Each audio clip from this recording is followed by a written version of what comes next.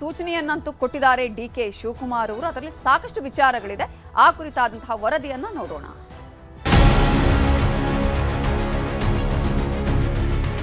ಪೊಲೀಸರು ಅಷ್ಟೇ ಬರೀ ರೌಡಿಗಳನ್ನ ಅವರು ಟ್ರೇಸ್ ಮಾಡ್ತಾ ಇರೋದು, ಕರ್ಕೊಂಡು ಬರ್ತಾ ಇರೋದು, ದಾರಿ ತರೋದು, ಎಲ್ಲೂ ಕೂಡ ಅವರು ಯಾರ ಮೇಲೂ ಕೂಡ ಕ್ರಿಮಿನಲ್ ಆಕ್ಟಿವಿಟೀಸ್ ಮಾಡಬಾರ್ದು.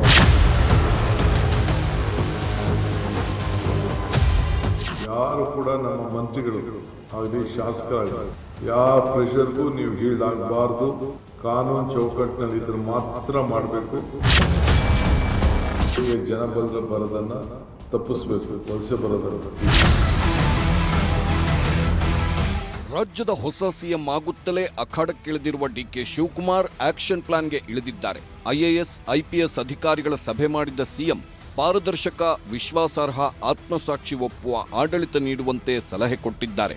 ಹೊಸ ಸರ್ಕಾರ ಯಾವ ಜಾತಿ ಧರ್ಮದ ಸರ್ಕಾರ ಅಲ್ಲ, ಸರ್ವ ಜನಾಂಗದ ಸರ್ಕಾರ ನಮ್ಮದು ಎಂಬುದನ್ನ ಪದೇ ಪದೇ ಒತ್ತಿ ಹೇಳಿದ್ದಾರೆ. ಅಧಿಕಾರಿಗಳು ಪಾರದರ್ಶಕ ಆಡಳಿತ ನೀಡಬೇಕು, ಜನರ ಭಾವನೆ, ಸಮಸ್ಯೆಗಳಿಗೆ ಸ್ಪಂದಿಸಬೇಕು, ಅಧಿಕಾರದಲ್ಲಿರೋವಷ್ಟು ದಿನ ಒಳ್ಳೆ ಕೆಲಸ ಮಾಡಿ ಸಾಕ್ಷಿ ಗುಡ್ಡೆಗಳನ್ನ ಬಿಟ್ಟು ಹೋಗಬೇಕು, ಹೋಗುವಾಗ ಇತಿಹಾಸ ನಿರ್ಮಾಣ ಮಾಡಬೇಕು, ಎಲ್ಲರೂ ಆತ್ಮಸಾಕ್ಷಿ ಒಪ್ಪುವಂಥ ಕೆಲಸ ಮಾಡಬೇಕು, ನಾನೇ ಆಗಲಿ ಯಾವುದೇ ಮಂತ್ರಿಗಳಾಗಲಿ ಯಾರ ಒತ್ತಡಕ್ಕೂ ಮಣಿಯಬಾರದು ಎಂಬ ಕಿವಿಮಾತು ಹೇಳಿದ್ರು.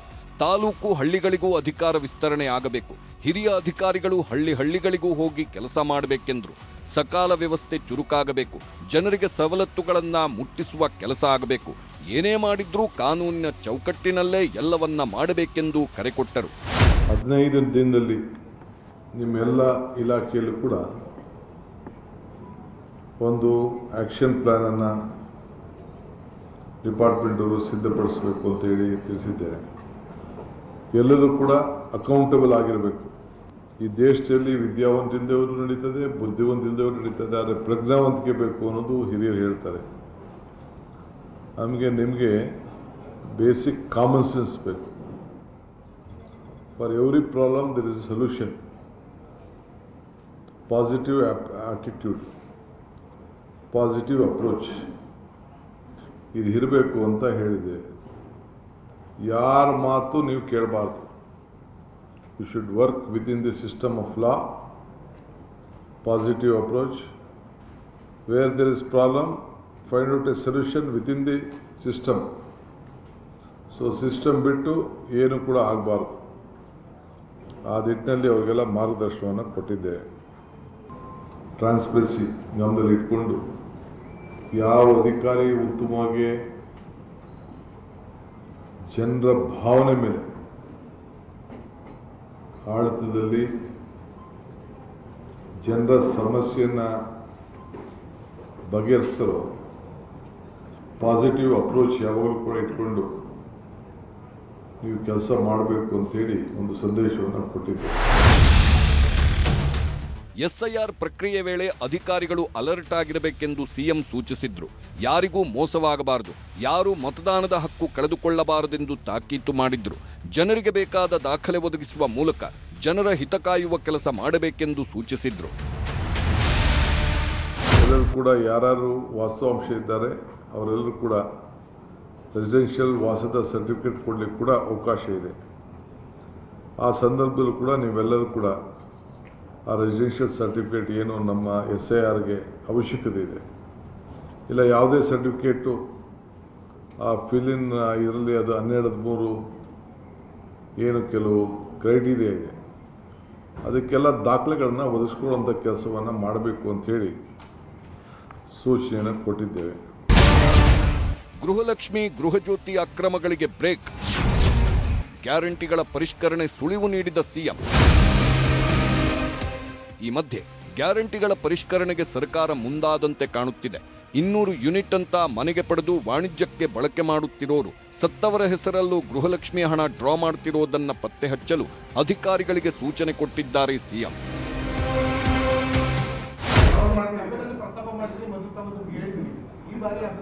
ಇಲ್ಲ, ಪರೀಕ್ಷಣೆ ಮಾಡ್ತಾ ಇಲ್ಲ. ಕೆಲವರು ಏನಾಗಿದೆ, ಈ ಫೋನ್ ನಂಬರು ಡೀಟೇಲು ಕೆಲವರೆಲ್ಲ ಕಮರ್ಷಿಯಲ್ ಮಾಡಿಕೊಂಡು 200 ಯೂನಿಟ್ ಅಂತ ರೆಸಿಡೆಂಟ್ ತೊಗೊಂಡು ಕಮರ್ಷಿಯಲ್ ಮಾಡ್ತಾವ್ರೆ, ಅಂಗಡಿಗಳು ಅವು ಇವೆಲ್ಲ. ಅವೆಲ್ಲ ಸುಮಾರು ಅರ್ಜಿಗಳೆಲ್ಲ ಬಂದ್ಬಿಟ್ಟಿದೆ. ಬೇರೆಯವರೆಲ್ಲ 1,60,00,000 ಅಷ್ಟು ಜನ 200 ಯೂನಿಟು ತೊಗೋತಾ ಇದ್ದಾರೆ. ಯಾರು ಎಲಿಜಿಬಿಲಿಟಿ ಇದ್ದಾರೆ, ಯಾರು ಪಾಪ ಮನೆ ವಾಸ ಮಾಡ್ತಾರೆ ಅವ್ರು ತೊಗೊಳ್ಳಿ, ಏನು ತೊಂದರೆ ಇಲ್ಲ. ಬಟ್ ಯಾರು ತೊಗೋತಾ ಇದ್ದಾರೆ ಅಂತ ಅವ್ರಿಗೆ ನಮಗೆ ಡೀಟೇಲ್ ಬೇಕಲ್ಲ. ಯಾಕೆಂದರೆ ಒಬ್ಬೊಬ್ಬರ ಹೆಸರಲ್ಲಿ 5-6 ಮೀಟ್ರ್ಗಳಿದೆ, 5-6-7-8 ಮೀಟ್ರ್ಗಳಿದೆ. ಯಾರು ಬಾಡಿಗೆ ಮನೆ ಇರ್ತಾರೆ, ಹೊರಗಡೆ ರಾಜ್ಯವನೋ, ಏನು ಕಥೆನೋ, ಏನು ಎತ್ತ, ಅವ್ನು ನಮ್ಮ ರಾಜ್ಯವನೋ ಇಲ್ವೋ, ಇವೆಲ್ಲ ಕೂಡ ಬೇಕಲ್ಲ ಮಾಹಿತಿ ಸರ್ಕಾರಕ್ಕೆ. ಸೊ ಆ ಮಾಹಿತಿಯನ್ನು ನಾವೆಲ್ಲ ಪಡ್ಕೊಳ್ತಾ ಇದ್ದೀವಿ. ಅವ್ನ ಫೋನ್ ನಂಬರ್ ಏನು, ಅವ್ನು ಕರೆಕ್ಟಾಗಿ ಉಪಯೋಗ ಆಗ್ತಾಯಿದೆ, ಅವ್ನು ಯಾರೋ ಬಾಡಿಗೆ ಕೊಟ್ಟವನ, ಏನು ಎತ್ತ ಅಂತ ಬೇಕು. ಆಮೇಲೆ ಕೆಲವರು ಈಗ 120 ಕೋಟಿ ರೂಪಾಯಿ ಈಗ ನಮಗೆ ಇದಾಯಿತು. ಎಲ್ಲ ಕೆಲವರೆಲ್ಲ ಸತ್ತವರೆಲ್ಲ ಕೆಲವರು ಡ್ರಾ ಮಾಡ್ಕೊಬಿಟ್ಟಿದ್ದಾರೆ ನಮ್ಮ ಮನೆಯವರು. ಸೊ ಅದಕ್ಕೆ ಚೆಕ್ ಇರಬೇಕಲ್ಲ, ಯಾರ ರೆಸ್ಪಾನ್ಸಿಬಿಲಿಟಿ, ಯಾರು ಸತ್ತೋ ಅಂದ ತಕ್ಷಣ, ಯಾರ ಊರಲ್ಲಿ ಸತ್ತರು ಅಂದ ತಕ್ಷಣ, ಯಾರ ವಿಲೇಜ್ ಅಕೌಂಟೆಂಟೋ, ಅವ್ನು ರೆವಿನ್ಯೂ ಇನ್ಸ್ಪೆಕ್ಟ್ರೋ, ಇಲ್ಲಾಂದರೆ PDOನೋ, ಇಂಥವ್ರು ಸತ್ತಿದ್ದಾರೆ, ಇಂಥವ್ರು ಮಾಡಿದ್ದಾರೆ ಅಂತ ಮಾಹಿತಿ ಎಲ್ಲ ಕೊಡಬೇಕಲ್ಲ, ಅವ್ರ ಕುಟುಂಬದವ್ರು ಕೊಡಬೇಕಲ್ಲ, ಅವ್ರಿಗೂ ಭಯ ಇರಬೇಕಲ್ಲ. ಡ್ರಾ ಮಾಡೋದು ಇವೆಲ್ಲ ಕೂಡ ಮಾಡಬಾರ್ದಲ್ಲ. ಹಾಗೆ ಜನರ ಸಮಸ್ಯೆಗಳ ಪರಿಹಾರಕ್ಕಾಗಿ ಮತ್ತೊಂದಷ್ಟು ಸಲಹೆಗಳನ್ನು ಕೊಟ್ಟಿದ್ದಾರೆ ಸಿಎಂ ಜನತಾ ದರ್ಶನ ಮಾದರಿಯಲ್ಲೇ ಜನರ ಸಮಸ್ಯೆಗಳನ್ನು ಸ್ವೀಕರಿಸಿ ಆ ಕುಂದುಕೊರತೆ ಆಲಿಸಲು ಪ್ರತ್ಯೇಕ ಸಚಿವಾಲಯ ಸ್ಥಾಪನೆಗೆ ನಿರ್ಧರಿಸಲಾಗಿದೆ. ಅನಿವಾಸಿ ಭಾರತೀಯರ ಹೂಡಿಕೆ ಮೇಲೆ ನಿಗಾ ಇಡಲು NRI ಸಚಿವಾಲಯ ರಚನೆಗೂ ನಿರ್ಧಾರ ಮಾಡಲಾಗಿದೆ. ಕೇಂದ್ರ ಸರ್ಕಾರದಿಂದ ಬರುವ ಅನುದಾನದಲ್ಲಿ ಮೋಸವಾಗ್ತಿದ್ದು ಅದನ್ನು ಸರಿಪಡಿಸಿಕೊಳ್ಳುವ ಸಲುವಾಗಿ ಕರ್ನಾಟಕ ಭವನದಲ್ಲಿ ಪ್ರತ್ಯೇಕ ಸೆಲ್ ರಚನೆಗೂ ಸರ್ಕಾರ ಮುಂದಾಗಿದೆ. ಹಾಗೆ CSR ಅನುದಾನದ ಪಾರದರ್ಶಕ ಬಳಕೆಗೆ ಅನುಕೂಲವಾಗುವ ನಿಟ್ಟಿನಲ್ಲಿ ಭ್ರಷ್ಟಾಚಾರ ಗೋಲ್ಮಾಲ್ಗೆ ಬ್ರೇಕ್ ಹಾಕಲು ತೀರ್ಮಾನಿಸಲಾಗಿದೆ.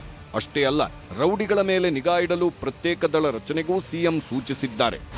ಸಪ್ರೇಟ್ NRI ಸೆಕ್ರೆಟರಿಯೇಟ್ನ ಮಾಡಿ, ಸೊ ಯಾರೇ ಬರಲಿ NRI ಅವ್ರಿಗೆ ಏನೇನು ಫೆಸಿಲಿಟಿ ಮಾಡಿಕೊಡ್ಬೋದು, ಏನೇನು ಸಹಾಯ ಮಾಡ್ಬೋದು, ಕಾನೂನು ಚೌಕಟ್ಟಿನಲ್ಲಿ ವ್ಯವಸ್ಥೆ ಮಾಡಬೇಕು, ಅದನ್ನು ರೆಡಿ ಮಾಡ್ಕೊಳ್ಳಿ ಅಂತ ನಾನು ಹೇಳಿದ್ದೇನೆ. ಪೊಲೀಸವ್ರಿಗೂ ಅಷ್ಟೇ, ಪ್ರತಿ ತಾಲೂಕಲ್ಲೂ ಒಂದು ಸಪ್ರೇಟ್ ಸ್ಕ್ವಾಡ್, ಈ ರೌಡಿಗಳ ಸ್ಕ್ವಾಡ್, 10 ಜನ ಪೊಲೀಸ್ ಕಾನ್ಸ್ಟೇಬಲ್ನ ನೇಮಕ ಮಾಡಿ ಪ್ರತಿ ತಾಲೂಕಿನಲ್ಲೂ ಕೂಡ ಬರೀ ರೌಡಿಗಳನ್ನ ಅವರು ಟ್ರೇಸ್ ಮಾಡ್ತಾ ಇರೋದು, ಕರ್ಕೊಂಡು ಬರ್ತಾ ಇರೋದು, ದಾರಿಗೆ ತರೋದು, ಅವ್ರ ಮೇಲೆಲ್ಲ ನಿಗಾ ಇಡೋಂಥದ್ದು ಸಪ್ರೇಟಾಗಿ ಮಾಡ್ತೇನೆ. ಮಾಡಿ ಅಲ್ಲಿ ಒಂದು ಸಪ್ರೇಟು ಕೆಲವು ಸೆಲ್ನ ರಚನೆ ಮಾಡಿ ನಮ್ಮ ರಾಜ್ಯಕ್ಕೆ ಏನೇನು ಹಣ ಬೇಕೋ, ಏನೇನು ಹೊಸ ಪ್ರೋಗ್ರಾಮ್ಸು ಬೇರೆ ಬೇರೆ ರಾಜ್ಯವರು ತೆಗೆದುಕೊಳ್ತಾ ಇದ್ದಾರೆ ಅದೆಲ್ಲ ಗಮನಿಸಿ ಪ್ರಾಜೆಕ್ಟ್ ರಿಪೋರ್ಟ್ ರೆಡಿ ಮಾಡಿ ನಾವು ಕೂಡ ಅವರಿಗೆ ಫೈಲ್ ಮಾಡಬೇಕು.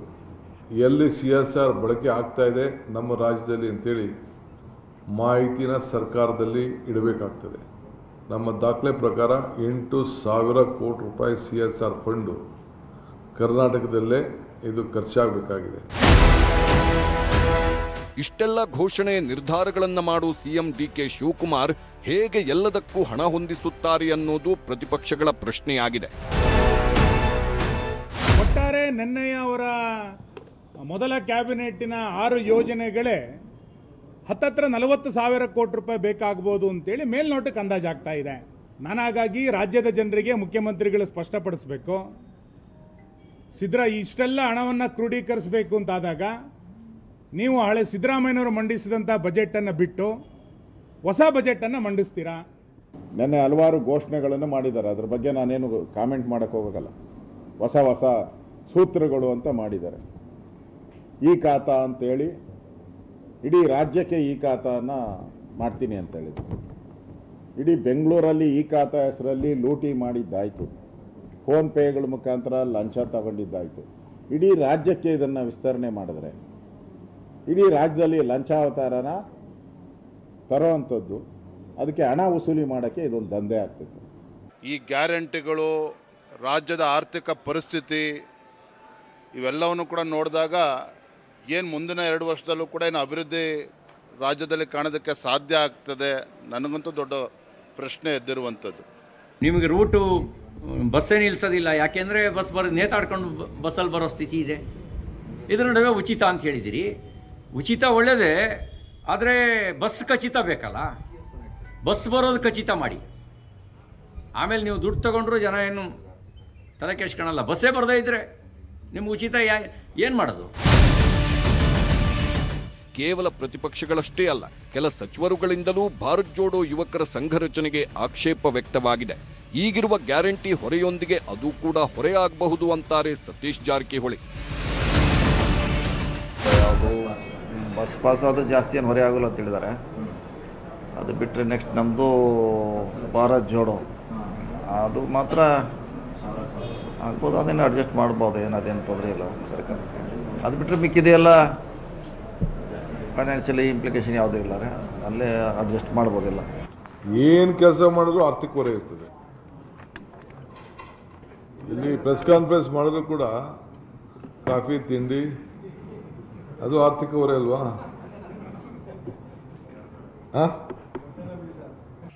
ಈ ಮಧ್ಯೆ ನೂತನ ಸಿಎಂ ಡಿಕೆ ಶಿವಕುಮಾರ್ ಅವರನ್ನ ನೂತನ ಅಧ್ಯಕ್ಷ ಬಿಕೆ ಹರಿಪ್ರಸಾದ್ ಭೇಟಿಯಾಗಿದ್ದರು. ಬಿಕೆ ಮತ್ತು ಡಿಕೆ ಒಟ್ಟೊಟ್ಟಿಗೆ ಪಕ್ಷ ಕೊಂಡೊಯ್ಯುವ ಬಗ್ಗೆ ಚರ್ಚೆಗಳಾಗಿವೆ. ನಾನು ಹಿಂದುಳಿದ ವರ್ಗದವನು, ಮುಂದುಳಿದವನು ಅಂತ ನಾನು ಭಾಳಷ್ಟು ಮುಂದುವರೆದವ್ರಕ್ಕಿಂತ ಮುಂದುವರೆದಿರತಕ್ಕಂಥವನು. ನಾನು ಕಾಂಗ್ರೆಸ್ ಪಕ್ಷದ ಸಿಪಾಯಿ. ಇದರಲ್ಲಿ ಎಲ್ಲರೂ ಸಹ ಆಲದ ಮರದ ಇದ್ದಾಗೆ ಎಲ್ಲರೂ ಸಹ ಇದರ ಅಡಿಗೆ ಬರ್ತಾರೆ. ಇದರ ಏನು ಸಿದ್ಧಾಂತ ಇದೆ ಅದನ್ನು ತಗೊಂಡು ಮುಂದೆ ಹೋಗ್ತೀವಿ. ಶಿವಕುಮಾರ್ ಅವರು ಸಹ ಯುವಕರಿದ್ದಾರೆ, ಸಂಘಟನೆಯಲ್ಲಿ ಕೆಲಸ ಮಾಡಿದ್ದಾರೆ, ಪ್ರದೇಶ ಕಾಂಗ್ರೆಸ್ ಕಮಿಟಿ ಅಧ್ಯಕ್ಷರಾಗಿದ್ದರು, ಈಗ ಮುಖ್ಯಮಂತ್ರಿ ಆಗಿದ್ದಾರೆ. ಜೊತೆಗೆ ಡಾಕ್ಟರ್ ಪರಮೇಶ್ವರ್ ಅವರು ಇದ್ದಾರೆ ಉಪಮುಖ್ಯಮಂತ್ರಿಗಳಾಗಿ. ಎಲ್ಲರೂ ಸಹ ಸೇರಿ ಏನು ನಮ್ಮ ಶ್ರೇಷ್ಠ ನಾಯಕತ್ವ ಇದೆ, ಸೋನಿಯಾ ಗಾಂಧಿಯವರು, ಮಲ್ಲಿಕಾರ್ಜುನ್ ಖರ್ಗೆರವರು, ರಾಹುಲ್ ಗಾಂಧಿಯವರು, ಪ್ರಿಯಾಂಕಾ ಗಾಂಧಿಯವರು ಮತ್ತು ವೇಣುಗೋಪಾಲ್ರವರ ನಾಯಕತ್ವದಲ್ಲಿ ರಾಜ್ಯವನ್ನು ಮುಂದೆ ತೆಗೆದುಕೊಂಡು ಹೋಗ್ತಕ್ಕಂಥ ಕೆಲಸವನ್ನು ಮಾಡ್ತಾರೆ. ಈಗ ಇರ್ತಕ್ಕಂಥದ್ದು ನನಗೆ ದೊಡ್ಡ ಜವಾಬ್ದಾರಿ. ಅದನ್ನೇ ಹೇಳಿದರು, ರಾಷ್ಟ್ರ ಕವಲು ದಾರಿಯಲ್ಲಿ ನಿಂತಿರುವಾಗ ಸಂವಿಧಾನಿಕ ಸಂಘಗಳನ್ನು, ಸಂಸ್ಥೆಗಳನ್ನು ದುರುಪಯೋಗ ಪಡಿಸ್ಕೊಂಡು SIR ಮೂಲಕ CAA ಮೂಲಕ ನೈಜ ಮತದಾರರನ್ನು ಅವರನ್ನು ಪದಚ್ಯುತಿ ಕೊಡಿಸ್ತಕ್ಕಂಥ ಕೆಲಸವನ್ನು ಮಾಡ್ತಾ ಇದ್ದಾರೆ. ಇದರ ವಿರುದ್ಧ ಹೋರಾಟ ಮಾಡಬೇಕಾಗುತ್ತೆ. ಭಾರತದ ಪರಿಕಲ್ಪನೆ 1947ನೇ ಇಸ್ವಿಯಿಂದ ಪ್ರಾರಂಭ ಆಗಿರ್ತಕ್ಕಂಥದ್ದು. ಇದನ್ನು ಭದ್ರವಾಗಿ ಕಾಪಾಡಬೇಕಾದ್ರೆ ಎಲ್ಲ ಧರ್ಮ, ಜಾತಿ, ಭಾಷೆಗಳನ್ನೆಲ್ಲ ಒಟ್ಟಿಗೆ ತೆಗೆದುಕೊಂಡು ಹೋಗಬೇಕಾಗುತ್ತೆ. ಅದರ ವಿರುದ್ಧ ಷಡ್ಯಂತ್ರ ಇರೋರನ್ನ ಹೋರಾಟ ಮಾಡಬೇಕಾಗಿದೆ. ಯಾರ್ಯಾರಿಗೆ ಅಧಿಕಾರ ಬೇಕು, ಸ್ಥಾನಮಾನ ಬೇಕು, ಅವರೆಲ್ಲ DK ಶಿವಕುಮಾರ್ ಅವ್ರ ಜೊತೆಗೆ ಹೋಗಿ ಯಾರು ಕಾಂಗ್ರೆಸ್ ಪಕ್ಷವನ್ನು ಸದೃಢವಾಗಿ ಬೆಳೆಸಬೇಕು, ಸೋನಿಯಾ ಗಾಂಧಿ ಅವರ ಕೈ ಬಲಪಡಿಸಬೇಕು, ಖರ್ಗೆ ಅವರ ಕೈ ಬಲಪಡಿಸಬೇಕು, ಅವರೆಲ್ಲರೂ ಸಹ ನನ್ನ ಜೊತೆ ಬನ್ನಿ ಅಂತ ಇಷ್ಟೇ ನಾನು ಹೇಳೋದೇ ವಿನಃ ಇದರಲ್ಲಿ ಯಾವುದೇ ಬಣ್ಣ ಇಲ್ಲ. ಇದರಲ್ಲಿ ಇರ್ತಕ್ಕಂಥದ್ದು ಸಂಘಟನೆಯ ಮತ್ತು ಸರ್ಕಾರದ ಈ ಎರಡನ್ನೂ ಸಹ ಹಂಚಿಕೊಂಡು ಮುಂದೆ ಹೋಗ್ತಾ ಇರ್ತೀವಿ. ಈ ಮಧ್ಯೆ ಕೆಪಿಸಿಸಿ ಅಧ್ಯಕ್ಷ ಪಟ್ಟದ ಮೇಲೆ ಕಣ್ಣಿಟ್ಟಿದ್ದ Satish Jarkiholi one man one post ಅನ್ನೋದು 2 ತಿಂಗಳ ಹಿಂದೆಯೇ ತೀರ್ಮಾನವಾಗಿತ್ತು. ತೀರ್ಮಾನವನ್ನ ಹೈಕಮಾಂಡ್ಗೆ ಬಿಟ್ಟಿದ್ದೆ, ಸಿಎಂ ಆಗುವುದಕ್ಕೆ ಅಧ್ಯಕ್ಷರೇ ಆಗಬೇಕಾಗಿಲ್ಲ ಎಂದರು. ಅವರಿಂದ ಎಂಟೈರ್ ಪಾರ್ಟಿ ಇರ್ತದೆ, ಒಬ್ಬರೇ ಇರೋಲ್ಲ.